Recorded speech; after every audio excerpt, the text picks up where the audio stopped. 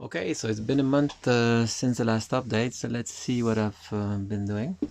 I've added a electric connection here for a 12 volt electric under mattress. So basically it sits just under the bed sheet over the mattress. It's 12 volt, and in the corner I've added little regulator so that you can set the power, and I've tried it. It's pretty nice.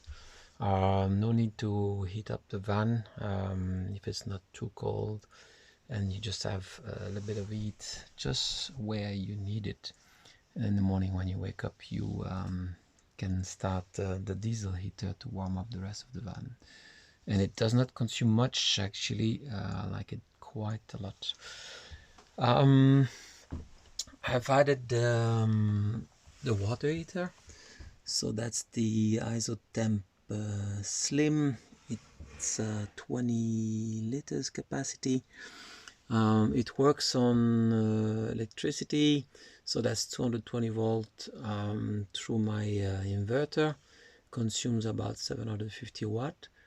But we can also connect it through these inlet and outlet there,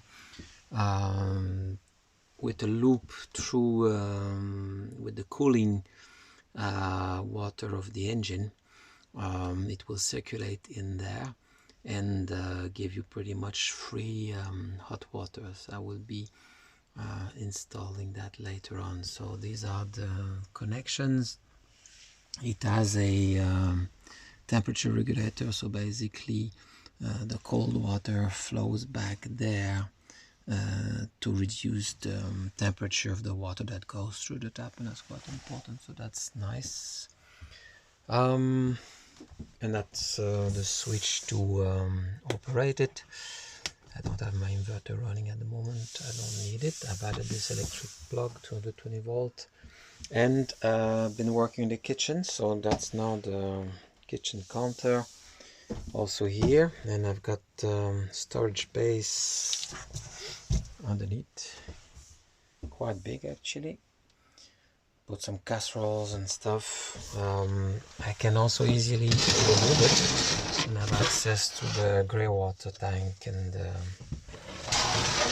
all the technicalities in there. So that's quite big storage. And also when the beds are lifted up like that, I've got also quite a lot of storage on the first level here for food all along, so that's quite neat. Plus extra storage here, so I'm working on some drawers. So that's one, quite big actually. I still need to figure out a way to lock them in place. So I'm gonna have a second one about the same size on top, and then a smaller one here at the last one.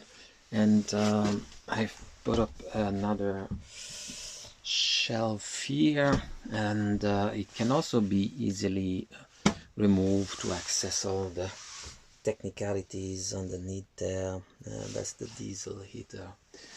So all that is connected and working.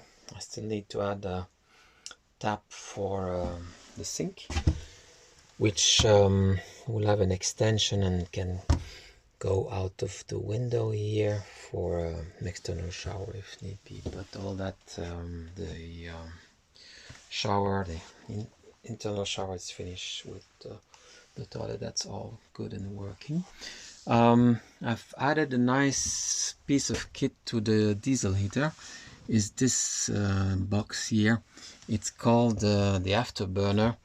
It comes with this control board, and you can even change the ECU on your diesel heater and connect to it remotely through web interface and through internet, so you can start your heater remotely. That's quite nice actually, and you can monitor it also. You see temperature of the burner and inside temperature, so that's neat to see when you want to troubleshoot anything with this. So yeah, quite a lot of work done, still more to do. Next I think, well, I'll finish the kitchen drawers, probably work on a table extension to cook outside, and then with that the van will be pretty much ready for first test drive, probably this winter. Planning to drive down south of Spain or south of Italy, depending on the weather. Yeah, first real test, so stay tuned.